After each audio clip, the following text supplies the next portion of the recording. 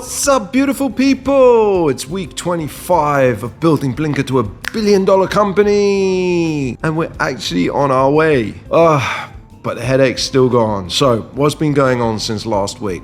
Let's go through the things. Competition is going really well. The biggest thing that we're seeing in the competition now is the fact that people are hacking it all the time. I had this a couple of days ago or a couple of weeks ago in one of the shows, but it's got even worse. Obviously, people creating fake profiles, asking questions, and then kind of answering those, and then answering and answering. Just point farming. That's what it's called, point farming. So these guys are doing it, and we caught them. The moderation team, which is 3 people now, caught it. Why did they catch them? There are a few things. I mean, these users are not the most intelligent sometimes. The videos, the backgrounds were the same that they were asking questions and replying in. The profile picture didn't match the person in the video.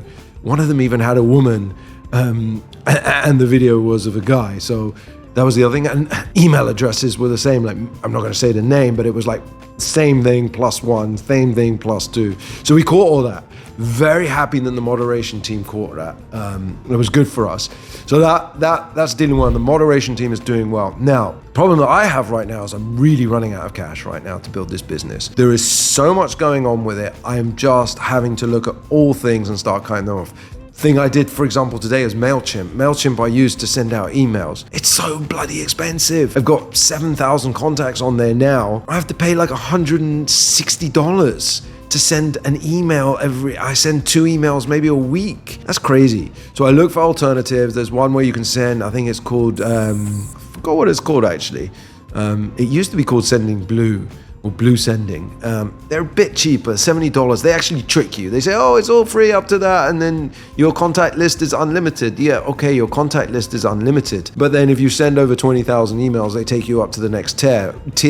Well, if you've got 8,000 people in there, you send 2 emails and then you're done. And you have to go up to the next tier, which gets more expensive. I guess they're all in cahoots, right? Whoever can win the business, but they all charge the same because roughly that's where it is. 10 or 20% difference is not much to them, I guess, as long as they got the customers from the other one. So anyway, move to that. So it's major cost cutting right now while I try to raise money, right? Raising money is super difficult for me. Why? Because I'm not monetizing. I talked about this last week where I haven't monetized anything on the app yet. We're trying hard to get it to monetize with the expert flow. We realized with the expert flow, if we just put on experts on there, it's not going to be as effective as we wanted it to be, right?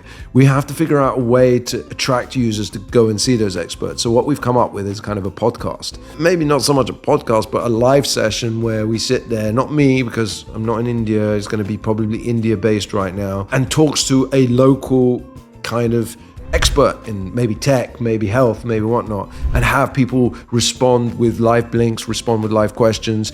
We kind of promote their profile for them and then put them on the app, and if people want to kind of watch the video, maybe ask questions afterwards, they can, and they maybe charge for that a little bit as we build up the expert profile. It's going to take time. It's going to take time to monetize, and I just don't have it anymore.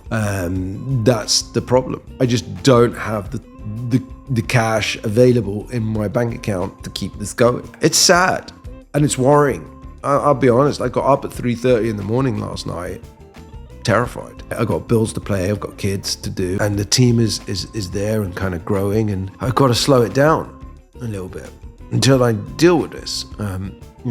So that's the dark side of it, of success coming so quickly. The good side, obviously, is that we are now at 7,500, 8,000 customers, growing 200 a day easily, but they're not all using the app. I don't blame them. You go on there, you're in the middle of a competition, and you've got these people on these leaderboards that have got 800 points and you're at 0. You're not going to win, right? And you're not going to be able to catch up, and you see all these people on there. The other problem we have is obviously the thumbnails, that when people record video, you usually see like someone's face close up and just the nose on there. So, it's not very appealing when you see 10 Indian men's noses sitting there. Oh, it could be any nationality. I'm not just talking about, in this case, it's an Indian. So we have to work on the thumbnails. It's just one of the things that we have to work on. There's so much that we have to work on and to make the app more attractive, easier to use. I think the big thing that we're doing is going to be launching the categories instead of just going on there and seeing one feed like that and it just don't know, someone's asking about fashion, someone's asking about this.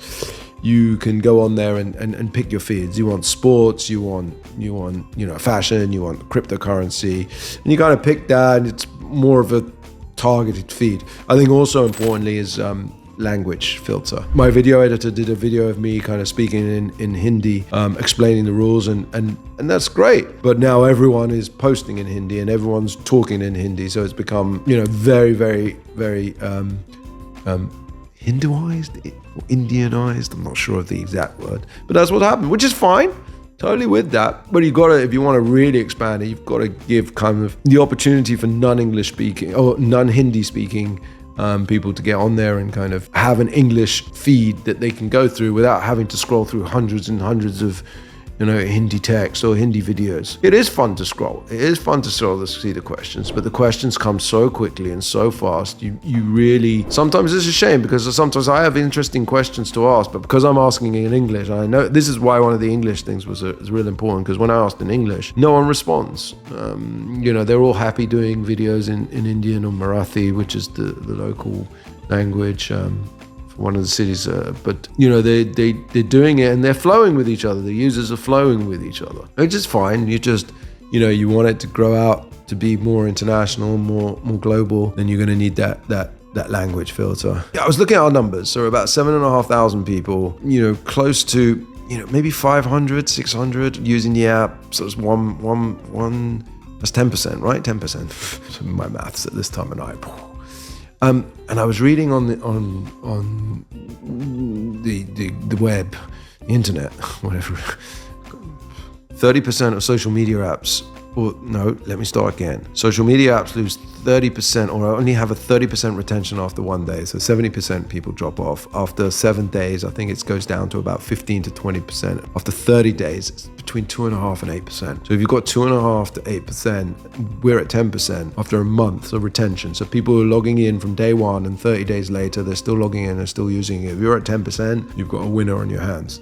Do we have a winner on their hands? It's a bit distorted right now because of obviously the competition. When there's cash there, everyone's on there. When they're not on there, why are they on there? And that's what we're trying to solve. That's the big problem I'm trying to solve right now, right? How can I get features on there that will get people to kind of come on and use the app, So obviously breaking it down into categories, and then instead of running 2-week competitions, we run leagues for a month, and you give badges out and you say, right, this person is the most helpful in sports, this is a novice, this is helped in different categories. So you kind of attract people to come on. And then when you do that, you could probably go and get sponsors for those specific categories and kind of sponsor it, right?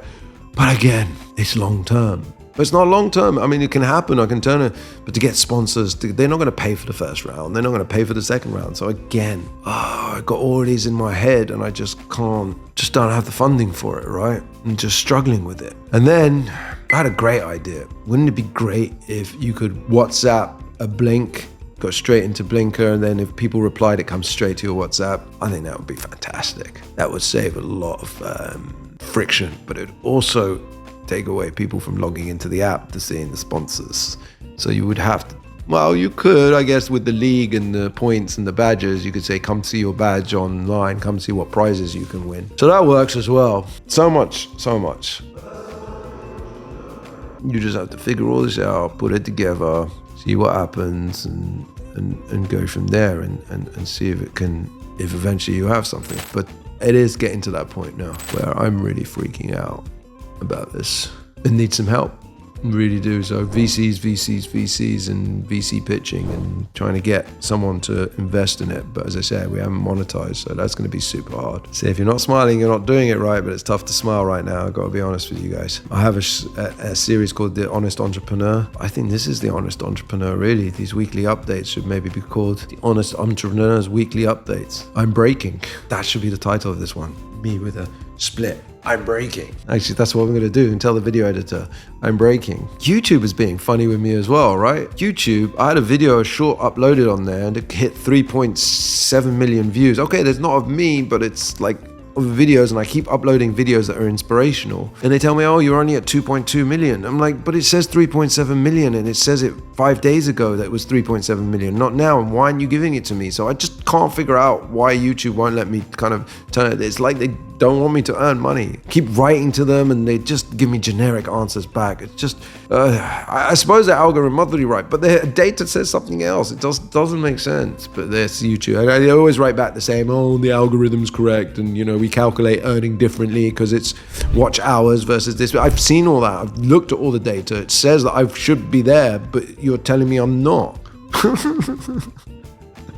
There's more problems, just anything to earn a bit of money to keep us afloat right now. That would be great, and I was hoping YouTube would come that way. Anyway, been watching lots of videos on how to make good YouTube videos, and I still can't figure it out. The educational stuff, but this is educational, but no one watches my videos. 50 people. I don't understand it. No one's interested in building $1 billion. No one wants $1 billion. I do.